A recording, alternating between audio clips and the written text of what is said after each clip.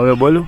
હા, તમે અંદરમાં જેટલી શિવલિંગો જોઈ એ પાણીના ટપકાથી થયેલ છે, કોઈએ મૂકેલી નથી. અને તમે અંદરમાં ગયા એટલે ડાયા શંખ જોયો એ પણ પાણીના ટપકાથી. અને એની અંદર તમે નિરખીને જોશો તો ગણપતિનો આકાર પણ દેખાશે. પછી આગળ જાશો તો મોટી શિવલિંગ આવશે રુદ્રાક્ષના પારા જેવી, એમાં પણ તમે જોશો તો અંદરમાંથી પણ પાણી નીકળે છે. અને એની બાજુમાં છે એ પાર્વતીની, અને એની બાજુમાં નાનકડી છે એ ગણપતિની. આખા પરિવારની શિવલિંગ તમને ક્યાંય જોવા નહીં મળે. પછી એક આમ મોટો બધો પાણીની ધારાવાહી જાય છે, મોટો બધો રસ્તો જાય છે, એ જાય છે બેટ દ્વાર જુનાગઢ. તમે જુનાગઢ ભવનાથ તળેટીમાં નીકળે પછી ગોળાકારમાં એક રસ્તો છે, એ જાય છે બેટ દ્વારકા. તમે બેટ દ્વારકા ગયા હો તો બેટ દ્વારકાથી 4.5 કિલોમીટર દૂર મકરધજ હનુમાન દાંડી બાપ દીકરાનું મંદિર છે. ત્યાં લોઢાની જારી છે, તાળું મારેલું છે ને ઉપર લખેલું છે ગુફા તરફ જવાનો રસ્તો. એ રસ્તો ત્યાંથી અહીંયા આવે છે ને ત્યાંથી ત્યાં જાય છે. પછી તમને ખબર હોય તો કૃષ્ણ ભગવાન ઉપર મણી ચોરીનો આરોપ આવે. હવે એ મણી યાદવ કુળને પ્રાપ્ત થઈ હતી. તો યાદવ કુળના 2 દીકરા, મોટો સત્રાજીત, નાનો પ્રશાંત, મણી લઈ ને મથુરાથી દ્વારકા કૃષ્ણ ભગવાન ભેરા આવ્યા. તો કૃષ્ણ ભગવાન જરાક બહાર ગયા તો 2 ભાઈઓએ દ્વારકા સોનાની કરી. અત્યારે એ દરિયામાં સમાઈ ગઈ, હજી સુધી કોઈને મળી નથી. પછી નાનકડો ભાઈ પ્રશાંત ઘોડો લઈ મણી લઈને રાતના જંગલમાં ફરવા ગયો.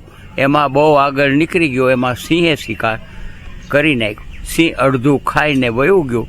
એમાં જાંબુવંત અને એની દીકરી ત્યાં રાતના નીકળ્યા, એને આ મણી મળી. મણી લઈને આ ગુફામાં આવી ગયા.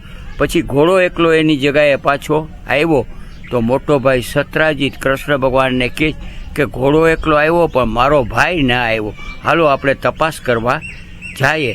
તો કૃષ્ણ ભગવાનને સત્રાજીત જંગલમાં તપાસ કરવા આવ્યા તો સબ હતું પણ મણી નથી. એટલે કૃષ્ણ ભગવાનને કહે કે આ સબ અહીંયા છે પણ મણી ક્યાં ગઈ? તો કે કોઈ જનાવર કે કોઈ માણસ લઈ ગયો. તો કે તો હાલો આપણે જંગલમાં શોધીએ. 2 દી લગી જંગલમાં શોધી પણ મણી મળી નહીં. પછી 3જે દિવસે સત્રાજીતે કૃષ્ણ ભગવાન ઉપર આરોપ નાખ્યો કે આ મણી તમે જ ચોરી. અરે પણ હું તો અહીંયા આવ્યો નથી તો કેમ ચોરું? તો કે કેમ ચોરું? તો કે તમે અલોપ કરવાની બહુ આદત છે, માખણ આ તે અલોપ કરો છો, એવી રીતે આ મણી પણ તમે અલોપ કરીને ક્યાંક સતાડી, એટલે તમારા ઉપર હું ચોરીનો આરોપ. જ્યાં લગી તમે મને મણી નહીં આપો ત્યાં લગી બધાને કહીશ કે કૃષ્ણ ભગવાને મારી મણી ચોરી, અને કૃષ્ણ ભગવાન મણીનો ચોર.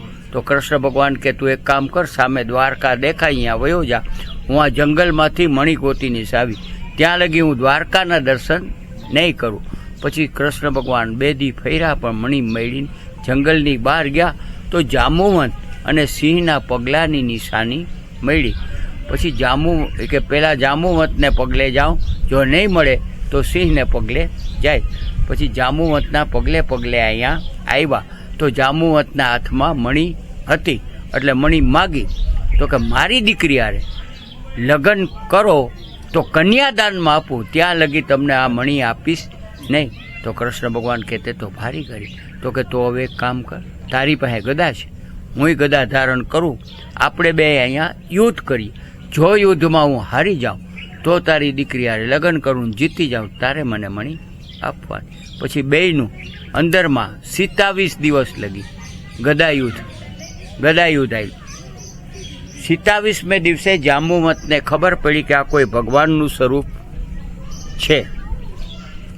એટલે કારણ કે રામા અવતારમાં સીતા શોધવામાં રામને મદદ કરેલી, એટલે રામે એને ચિરંજીવીનું વરદાન આપેલું કે તું અમર રહીશ, મરીશ નહીં, ને આપણે 2 આવતા ભાવમાં એક વખત યુદ્ધ કરશું એવું વરદાન આપ્યું. એટલે એને યાદ આવ્યું, એટલે કહે છે કે તમારું પહેલાંનું અસલી સ્વરૂપ બતાવો તો જ હું તમારી યારે કાલે યુદ્ધ કરીશ, નકર નહીં.